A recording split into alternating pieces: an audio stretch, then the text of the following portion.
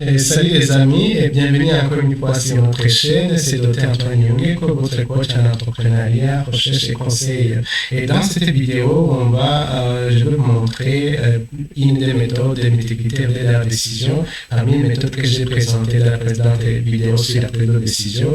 Et je vais vous montrer comment vous pouvez prendre et vous pouvez par exemple choisir un fournisseur sur base de plusieurs critères, puisque dans la précédente vidéo, j'ai dit que ces méthodes ne sont pas très souvent enseignées dans les écoles et du coup, on peut prendre une mauvaise décision puisqu'il y a des critères qu'on ne peut pas intégrer, surtout pour le cas des critères qui ne sont pas chiffrables, facilement plus chiffrables. Et ici, je vous ai montré comment on peut transformer ça. Et maintenant, je vais vous présenter un autre modèle qui est utilisé pour que quand même vous aussi, en tant qu'entrepreneur, en tant que décideur politique, que vous puissiez peut-être améliorer la façon de prendre de bonnes décisions. Voilà les amis, c'est parti. Je vais vous montrer comment vous pouvez utiliser le modèle de sommet pondéré ou en anglais weighted sum model pour par exemple sélectionner un fournisseur. Donc ce modèle est utilisé lorsque vous avez plusieurs critères et plusieurs alternatives. Ça peut être des décisions, ça peut être le choix d'un fournisseur, le choix des candidats, le choix d'un téléphone si vous voulez, le choix de la maquette de l'ordinateur, etc. Donc tant qu'il y a plusieurs critères et tant qu'il y a plusieurs alternatives, vous pouvez utiliser ce modèle pour améliorer ou pour prendre votre décision. Alors, comment ce modèle a été construit? Alors ici, vous voyez qu'on a, souvenez-vous, on a dit que les critères, la façon de fixer les critères, de développer, c'est en interne. Ici, nous avons décidé juste d'utiliser des modèles ordinaux en disant par exemple si c'est de la bonne qualité, en donnant des points, si c'est la bonne qualité, la meilleure ou la pire. Donc, si les chefs donnaient points, on a essayé de donner des points. Pour le prix, par exemple, celui qui a donné un prix le plus bas aura une note la plus élevée. Donc, c'est pourquoi vous voyez que, par exemple, ici, on a donné 9, ça veut dire que c'est celui qui a donné la plus basse, donc la plus petite offre. Donc, celui qui, parmi les offres qui étaient là, qui ont été analysées, si je peux dire ainsi, c'est celui qui a donné le plus bas coût, donc, ou qui a le plus bas coût, ou la plus petite offre financière, aille la note maximale, et ainsi de suite. Et puis, si vous donnez puis vous avez un note maximale et celui qui a eu, par exemple, on pouvait mettre 1 ou 1, celui qui a donné la note la plus élevée. Et puis aussi pour le nombre d'années d'expérience, par exemple, ici vous pouvez mettre juste le nombre d'années d'expérience, s'il a 5 à 10 à 8 à 20 à 30 ans. Ici, par exemple, je peux mettre qu'il a celui-ci a 10 ans, l'autre a 12 ans d'expérience, l'autre, par exemple, a 5 ans, l'autre, par exemple, a 3 ans d'expérience, l'autre, par exemple, a 20 ans, pourquoi pas, l'autre, par exemple, a 15 ans, par exemple, l'autre a 13 ans d'expérience, l'autre a, par exemple, 25 ans d'expérience, l'autre a, par exemple, 30 ans d'expérience, l'autre a, par exemple, disons, 3 ans d'expérience. Ça, c'est le nombre d'années d'expérience. Donc, voilà, ici, on a fait la qualité, on a classifié la qualité, aussi la qualité est bonne, la première qualité pour le bien, par exemple, pour lequel on peut juger la qualité, ça, on peut, alors, celui-ci a 9, ainsi de suite. C'est la mauvaise qualité, on peut mettre ici 1, donc c'est comme vous voulez. Oui, c'est ça, donc voilà. Et souvenez-vous les méthodes qu'on a présentées, différentes méthodes de pondération de critères ou de fixation de critères. On a vu les différentes méthodes dans la précédente vidéo. Si vous n'avez pas vu la précédente vidéo, puisque c'est la suite, c'est mieux de voir la première vidéo parce qu'on introduit d'une façon globale tout ce qui a rapport avec la décision. Et les modèles de décision ont été présentés aussi. Alors, ici, comme vous voyez sur le tableau, ce sont les fournisseurs qui ont présenté les offres, entre guillemets, parce que c'est un exemple juste pour vous faire comprendre. Et ça, ce sont les notes obtenues pour chaque critère. Donc, ce sont la valeur des notes obtenues pour chaque critère.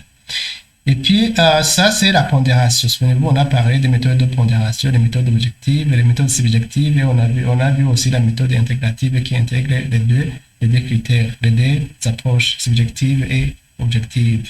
Alors, pour les chiffres, aussi, on dit que les chiffres sont les points obtenus par le fournisseur I pour le critère J. Donc, fournisseur I et critère J. Parce que ça continue, vous voyez que il y a plusieurs critères. Donc voilà, alors pour avoir le score normalement, on va multiplier, on va additionner plutôt, C, vous voyez, c'est les notes obtenues, mais les notes qui seront pondérées, mais il faut les multiplier par chaque critère. Pour avoir le score de préférence globale, normalement on va multiplier ça, mais après pondération, on va d'abord pondérer, on va multiplier ça, et puis on va donc additionner ça fois ça, après pondération bien sûr, et puis additionner aussi ça fois ça, et puis additionner ça fois ça. Donc ça c'est la pondération. Ça, donc ça fois ça. Mais après avoir pondéré. Alors, comme je vous l'ai dit dans la précédente vidéo, la somme des pondérations, normalement, ça doit être égal à 1. C'est pourquoi vous voyez ici c'est juste que c'était pour voir si que j'ai pas dépassé le 1. Donc voilà, et puis autre chose qu'il faut savoir que parmi les critères que nous avons deux types de critères. Il y a ce qu'on appelle les critères avantagés, ce qu'on appelle beneficial criteria, et les critères non avantagés ou non beneficial criteria. Alors, les critères avantagés, ce sont les critères pour lesquels, quand c'est maximum, c'est un montant maximal. Plus c'est un montant élevé, plus c'est mieux. Par exemple, pour le cas de la qualité, plus la qualité est élevée, c'est mieux pour le produit. Et pour les conditions d'offre, plus les conditions en termes d'exigence sont faibles, où il y a peu de conditions, plus c'est mieux. Donc, vous voyez que c'est avantageux. Délai de livraison, là aussi, plus le délai est court, donc, vous avez la note la plus maximale, la note maximale. C'est ça qu'on appelle le critère avantagé. Mais pour le prix, c'est le critère lorsque c'est peu, donc d'une façon globale, quand le critère est désavantagé, c'est donc le prix petit est le meilleur. Donc, pour le prix, par exemple, celui qui a donné une offre financière faible ou basse, c'est ça qui est considéré comme meilleur. Donc c'est l'inverse. Je répète, pour les critères bénéficiaires, plus la note est élevée, plus c'est mieux. Par exemple, pour le cas de la capacité de stockage d'une machine, plus les gigas sont élevés, donc plus la machine a une grande capacité. Et puis pour le prix, si le prix est élevé, plus ça devient des avantages. Donc, plus le prix est bas, ça devient avantage. Donc, voilà, il faut différencier donc ces critères. Donc, ici, voilà, je vais copier. Et comme ça, je vais créer une colonne qui montre justement ce que je viens de dire. Ici, pour notre cas, je vais mettre ici, je viens de copier, juste c'est toujours la même matrice. Ça, ce qu'on appelle decision matrix. Ça, c'est la matrice de décision. Donc, si vous avez vu la vidéo, vous avez vu la matrice de décision. Et puis, ça, c'est critère avantageux. Critère avantageux. Voilà. Ça, d'ici, à partir d'ici jusqu'ici.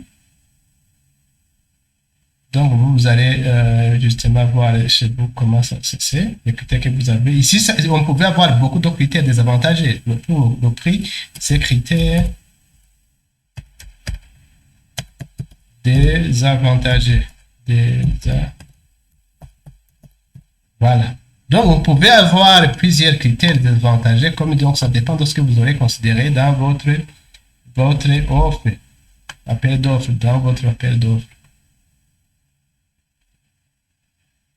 Voilà.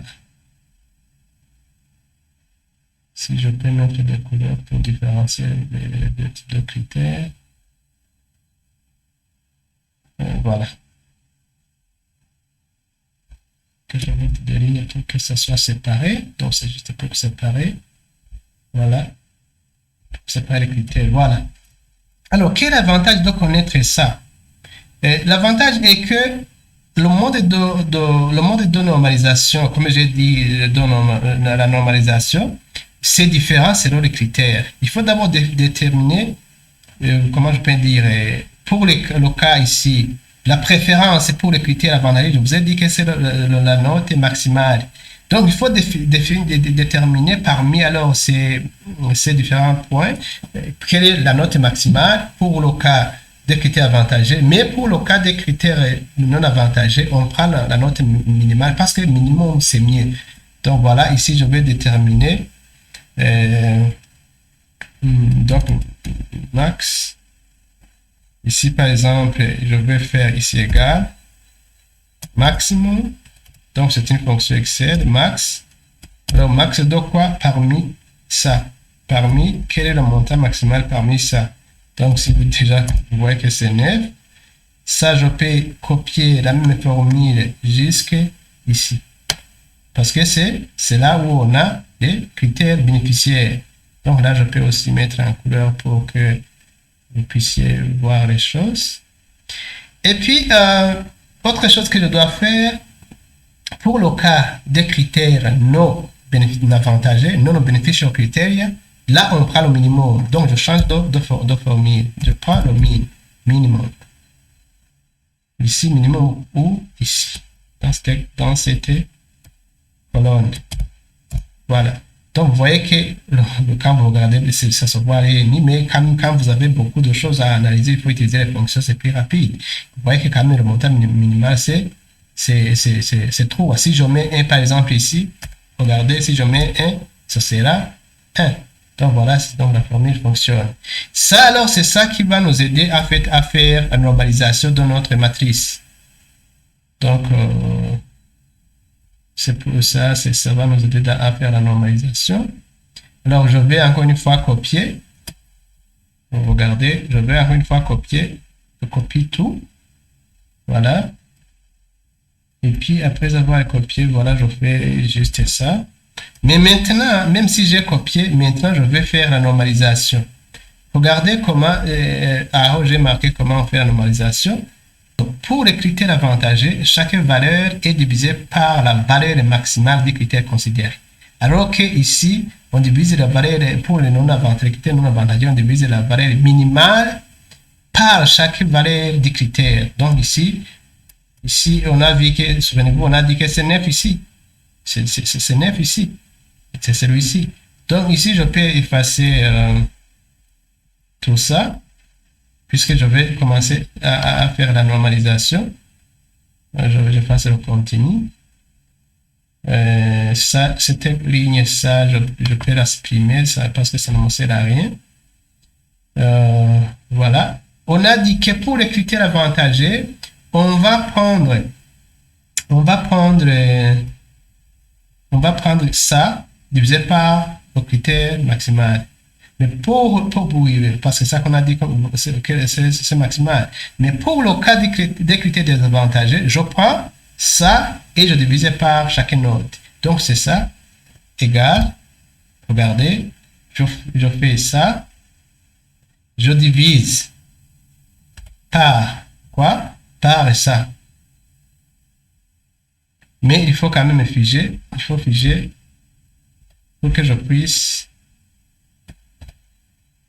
glisser dans la ligne d'en bas, comme ça. Voilà. Ok, c'est bon. Et puis, je vais faire la même chose. Normalement, si je vais faire la même chose, mais ça sera pour ici. Je pouvais laisser. Bon, voilà, comme c'est la démonstration, il ne se fait rien. Mais j'allais appliquer directement. Donc, je prends ça. Je divise par ça. Et puis, je vais figer. Je vais voir si c'est correct. Si c'est ici. Je vais voir si c'est faisable. Donc, j'ai mal figé. Il fallait figer. Je vais voir si je fige ici. Je pense que c'est ici, si je me trompe. Voilà, je vais ça.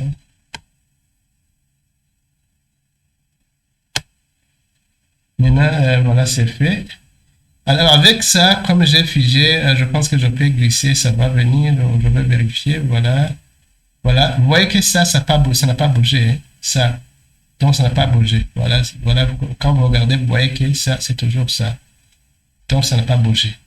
Donc, voilà, ici, je pense que je peux glisser, c'est faisable. Jusqu'aux critères, donc, pour tous les critères, voilà, pour tous les critères avantagés. Donc, c'est la même formule. Regardez ça. Vous voyez que maintenant, nous sommes, regardez dans la formule, E34. E34, c'est lequel? C'est ici. Vous voyez, c'est ici.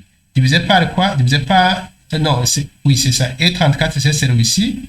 Divisé par E44. E44, c'est lequel? C'est ici. Donc, vous voyez que la formule a été appliquée. Ici, c'est la même chose. Vous voyez que c'est F, 634 divisé par F, 44, c'est ici. Donc, vous voyez. Donc, c'est bon. Donc, je peux... donc, voilà, je sélectionne et puis j'applique la formule partout. Donc, je fais comme ça, je glisse comme ça va s'appliquer comme ça. Voilà, c'est bon. Alors, pour les critères non avantagés, je prends le minimum et je divise par les notes obtenues. Là, il faut que je fixe quand même. J'avais fait la même chose, mais je peux fixer comme ça. Mais comme il n'y a pas d'autres critères non avantagés, je peux diviser par ça. Qu'est-ce qui se passe?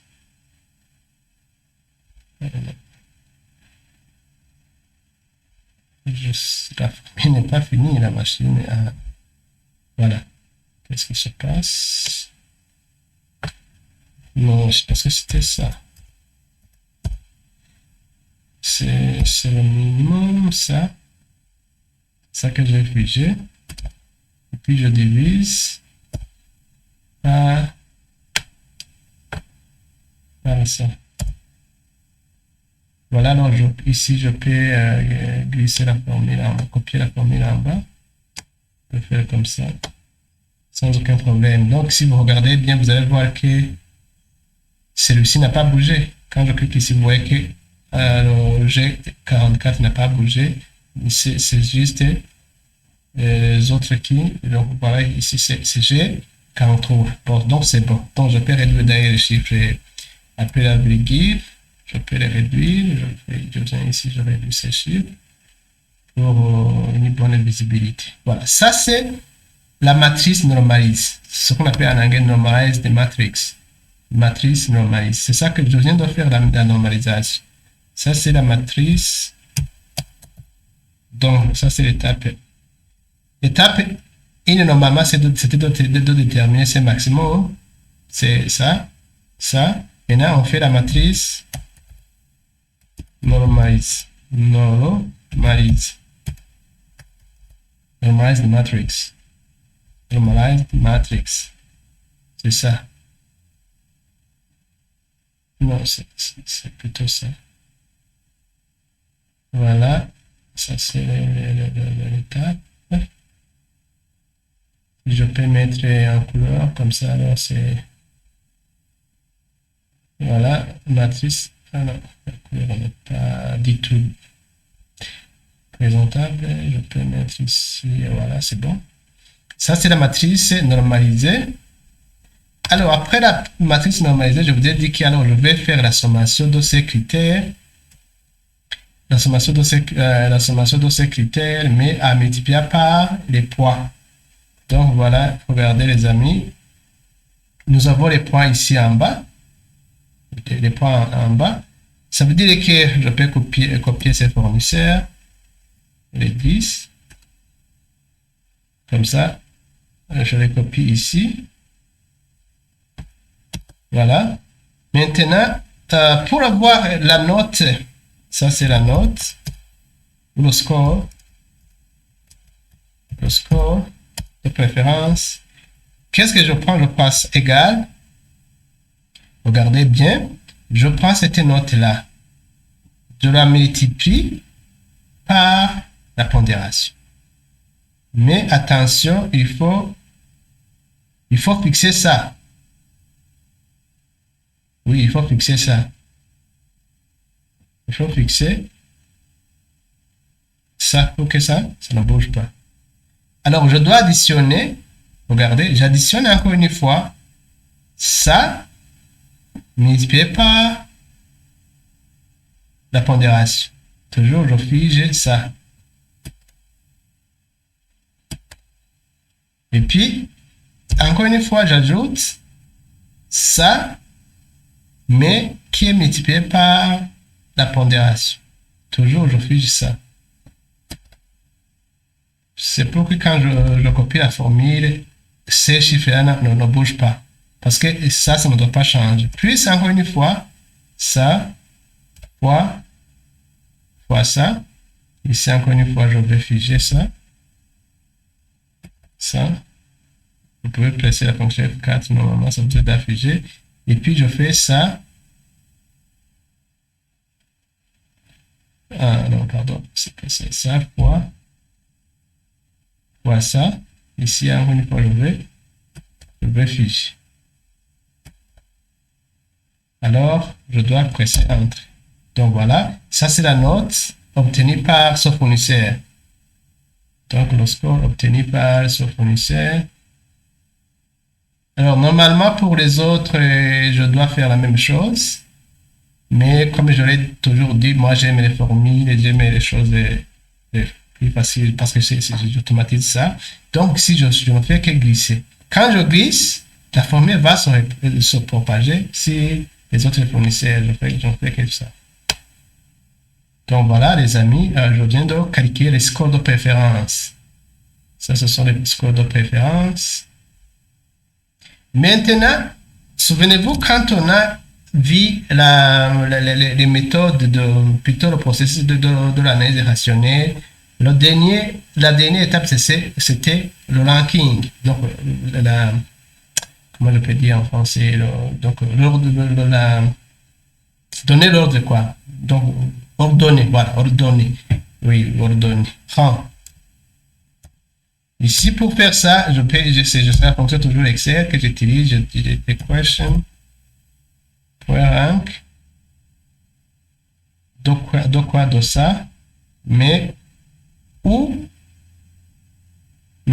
dans cette matrice. Ici, il faut que la matrice ne bouge pas. Parce qu'il faut que ça reste. Il faut pas que la matrice bouge, donc c'est pourquoi je dois la figer. Alors je ferme la parenthèse. C'est pour que je puisse copier la formule en bas. Donc voilà, par exemple, celui-ci a été classé 9e. Alors ok. Regardez, alors ok. Celui qui a la note la plus élevée il a été classé le premier. Donc voilà, vous voyez. Le deuxième, c'est celui qui a 0,46. Vous voyez, 0,46. Le troisième a combien? A 0,44. Le quatrième a combien? A 0,40. Donc, vous voyez que ça a été classé par ordre de décroissance. Donc, les notes les plus élevées ont été classées. Donc, on a fait le classement par ordre de décroissance. Donc, oui, décroissance. Celui qui a la note la plus élevée a 1. Celui qui suit a 2. Donc, voilà, on vient de faire le ranking. Donc, pour cet exercice, d'après vous, à qui on va octroyer le marché?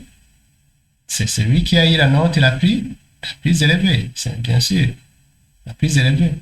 Donc, normalement, pour notre marché, la commission d'analyse, normalement, devrait proposer le troisième fournisseur pour exécuter le marché ou pour la fourniture. Donc, ça va dépendre du marché. Donc, voilà les amis, comment on fait avec la méthode que je viens de vous présenter. Donc, c'est une des méthodes, la méthode qu'on appelle le modèle des sommets pondérés ou en anglais weighted sum model. Donc, voilà, c'est comme ça les amis. Je pense que ça va vous aider. Maintenant, ça va vous permettre d'améliorer la façon de vous analyser, vous réaliser les différentes offres. Si le temps me le permet, je vais voir si je peux avoir une autre méthode pour présenter une autre méthode pour pouvoir comparer les résultats. Et parce que vous avez vu qu'il y avait beaucoup, quand j'ai présenté, il y avait plus de 10 méthodes quand j'ai présenté l'autre fois dans la première vidéo à rapport avec la prise de décision. Donc voilà les amis, je pense que ça va vous aider si vous avez... Alors voilà les amis, c'est la fin de la présentation, je pense que ça va vous aider. Et si vous avez aimé cette vidéo, bien sûr, n'hésitez pas de vous abonner à notre chaîne, n'hésitez pas de partager aussi, et pourquoi pas ne pas partager avec vos amis pour qu'ils aussi puissent améliorer la façon de prendre les décisions, parce que notre intention c'est de diffuser à grande échelle les connaissances pour que nous puissions contribuer dans l'amélioration de prise de décision, de la prise de décision des décideurs, que ce soit les entrepreneurs, que ce soit les décideurs politiques. Alors les amis, c'est la fin, alors on se reverra à la prochaine vidéo. Bye.